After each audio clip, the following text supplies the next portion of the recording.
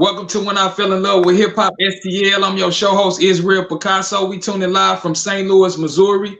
Today's guest is, can you tell the crowd who you are and where you're from? Yes, I am CEO Panda and I am from St. Louis, Missouri. I currently reside in Los Angeles, California. Okay.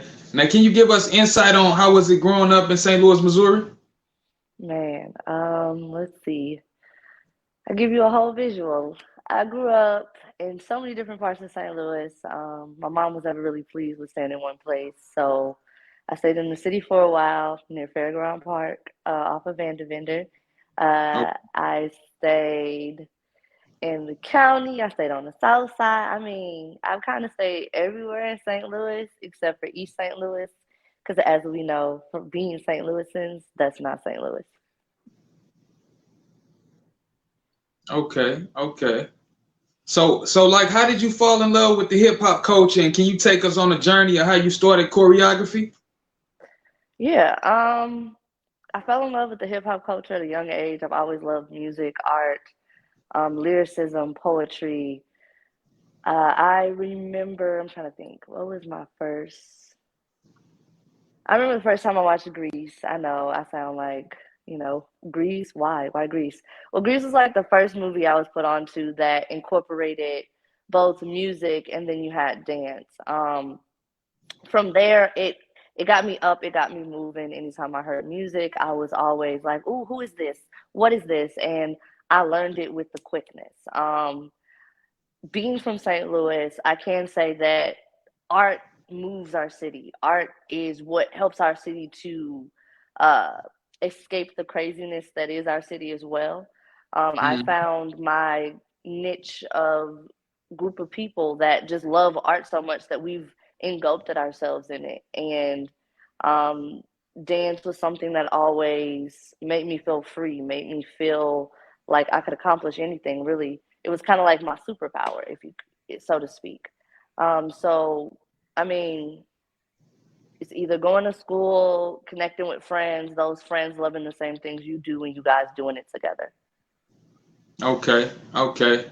Now you also went to EI institution and studied and got the degrees to help further your accomplishments.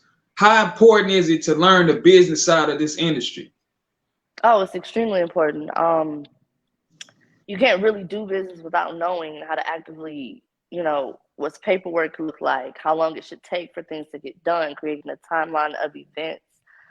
In St. Louis, a lot of people aren't proficient in business, so they have the talent and they lack the business. So for me, it's like I was already talented. I toured in China, I toured around the United States as a dancer and choreographer. And when I did that, after a while, I wanted to help other people. So I pushed myself to go back to school, learn the things that I needed to learn to make sure that while I'm helping someone else, I have all of my things together to be able to help them most effectively. Okay. Okay, what advice can you give to artists that don't know about marketing and strategies to further their talent? Well, first, first advice I would give obviously is to contact me.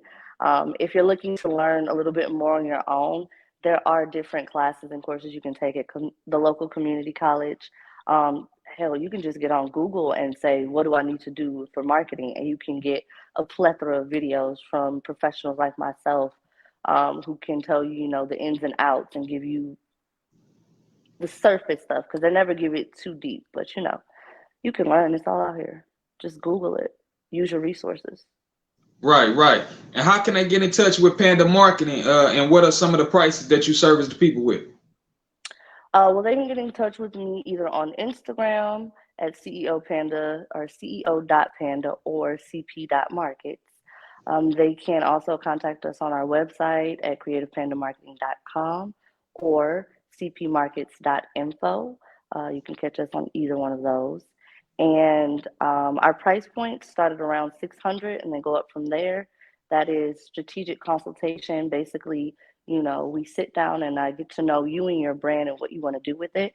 Then I help you come up with a strategy to attack all of the goals that you have for your brand so that you can get to where you want to be. Okay. Now you also create music yourself. What new projects are you working on or involved in? Right now, I'm not creating a whole lot of music, I will say. I have been focusing more on my brand. I'm actually started a new brand called Vibes 88.8 FM. It's a syndicated digital radio station that is being built for independent artists only. Basically, if you don't know what syndication means, any artist that has music that's registered to a distribution label or private rights organization, you want to get your music on syndicated networks. Why? Because every time your music is played, you're actually gaining royalties. Those royalties then add up over time and create your check, and that's how you make money as an artist. Okay, okay. Now, what are some of the celebrities you came across on your journey in this industry? Um, I've worked with Jamie Foxx. I've worked with Tank. I've worked with The Game. Uh, it's a plethora. I've worked with Paula Patton. I've worked with Jesus. The list kind of just goes on. Wow. As much as I enjoy working with the celebrity artists, I actually prefer to work with the independent artists to bring them up to that celebrity level, because that's really how you show your worth in this game. It's not about working with the artists that already have, the Yeah, it's clout, the about money, you. and the success. It's about learning and gaining knowledge from them, and then taking that knowledge and helping the independent artists that you see have so much talent that need to be up there. That's real. That's real. That's real. Now, you also have a podcast. Where can we find that? And when can you be heard and seen? The podcast is actually transitioning the Vibes 88.8 FM, because once again, that's our radio station. So just check us out on Instagram at Vibes 88.8 FM. Okay, okay. Now, what's next for you? Like, where do you see yourself in the next 5 years? In the next 5 years, I see myself as a billionaire, a mogul, someone that other females or women in the industry or breaking into the industry can look up to. Um, my goal being a woman in the entertainment industry is to do things that we haven't seen in the past. I want to be a great leader, again, encouraging other young ladies to go after their goals and dreams. Throughout my childhood, I heard, men run the entertainment industry, men, men, men, men, men. And it isn't to say that you guys aren't doing a great job. I think you're doing an amazing job. However, I feel that it's time to disrupt the atmosphere and add more nurturing and loving type feelings to what we do Balance. in yes, more balance. You got that 100% right. Into what we do in the industry, because the the man's role in the industry is usually press, press, push, push, get what I need right now. Don't wait. Like, come on, let's go. What you waiting on? While the woman is more nurturing. And sometimes there are artists that need that. There are artists that need you to be able to sit with them in a session and just be quiet, because I carry a certain type of energy, and a man carries a certain type of energy, and sometimes it just takes you being there and vibing out with them for them That's to hit real. that next level and them to go, wow, I didn't know I could do that. It's been there the whole time. You just needed the right type of energy around you. Point blank. Period. Yeah, great, great answer. Great answer. Now, who's your top five female artists of all time? I can say right now, my top five female artists, Ella May. Actually, I just worked with her most recently on the release of her new album, Heart on My Sleeve. Check that out on all streaming platforms. It's lit. Um, Outside of Ella May, let's see, I think Chloe Bailey is a really big influence for me right now. She's breaking all status quos and norms. She's a triple threat. She's a producer. She's a singer. She's a songwriter. Like, there's nothing a girl can't do. Outside of her, let's see. Um, Jasmine Sullivan. I love her. I love Jasmine Okay. Sullivan. She opens the barrier that a lot of women try to keep up to save face. Um, Jasmine Sullivan kind of, to me, is like the female version of a guy.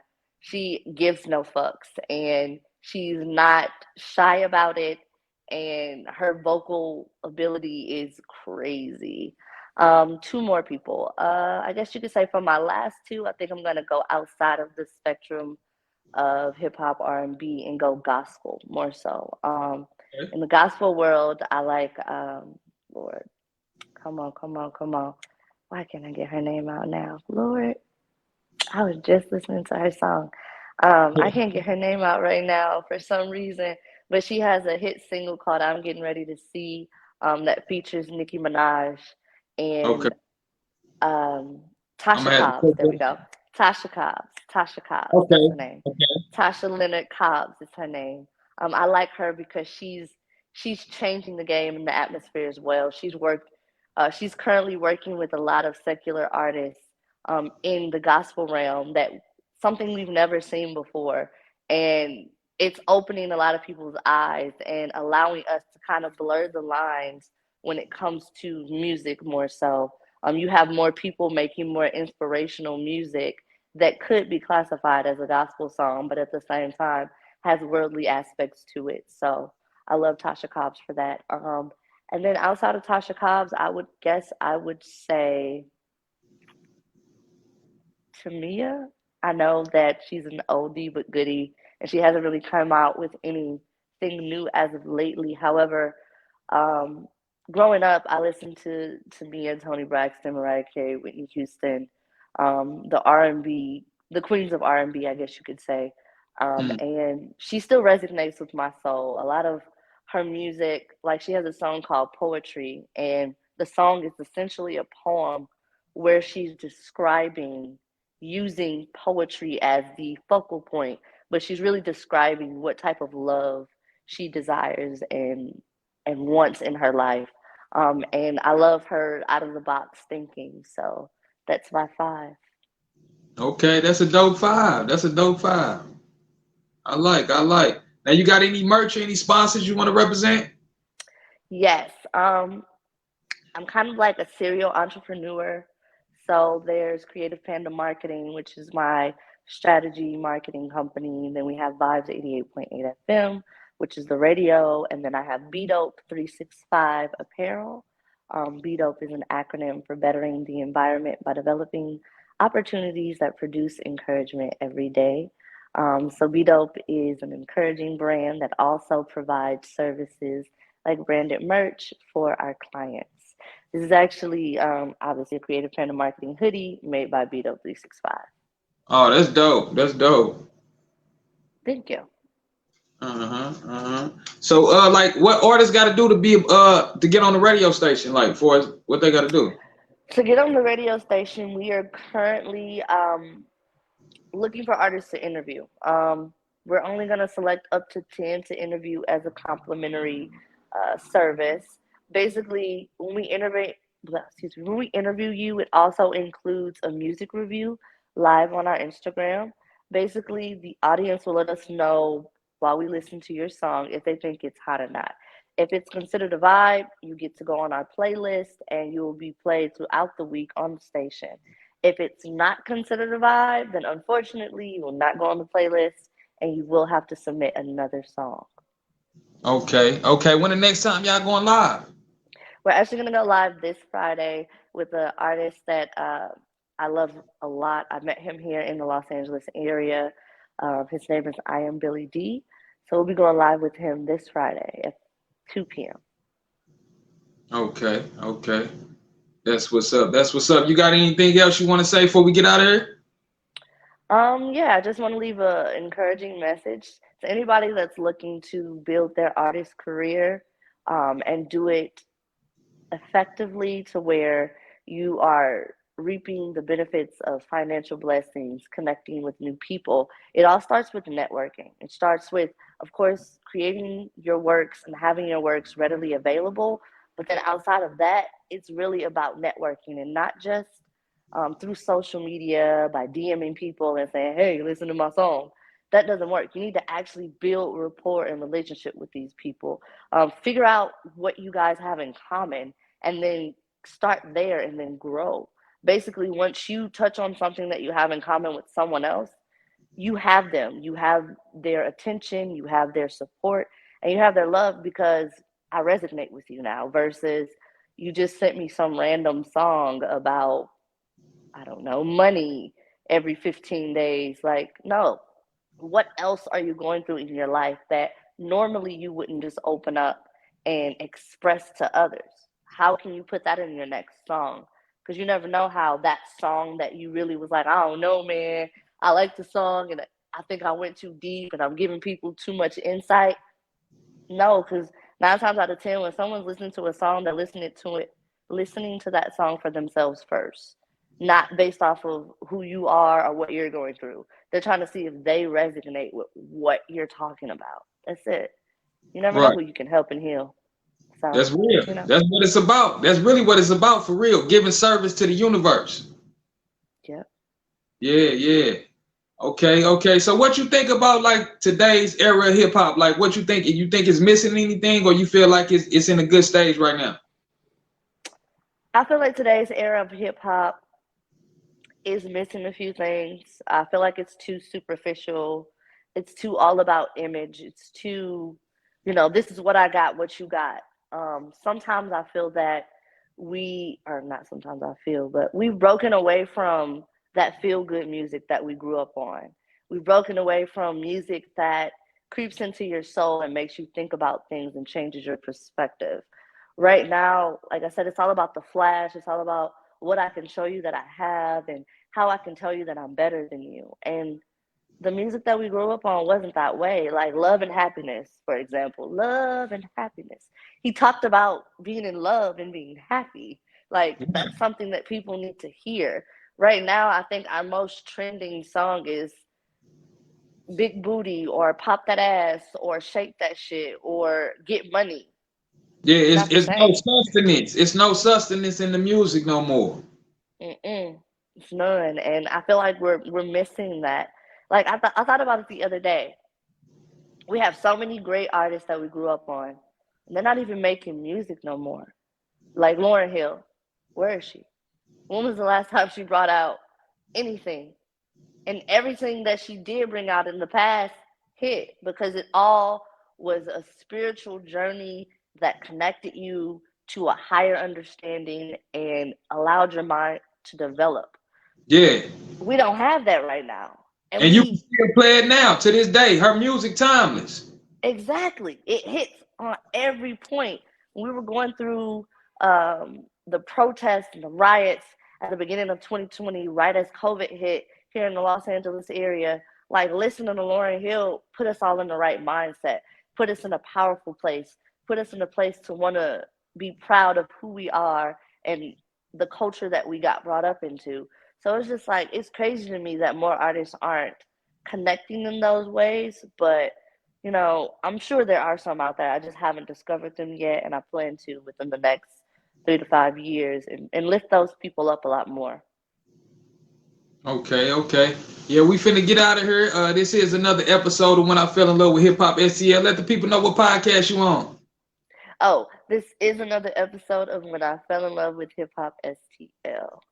I'm Israel Picasso. We out of here. Peace.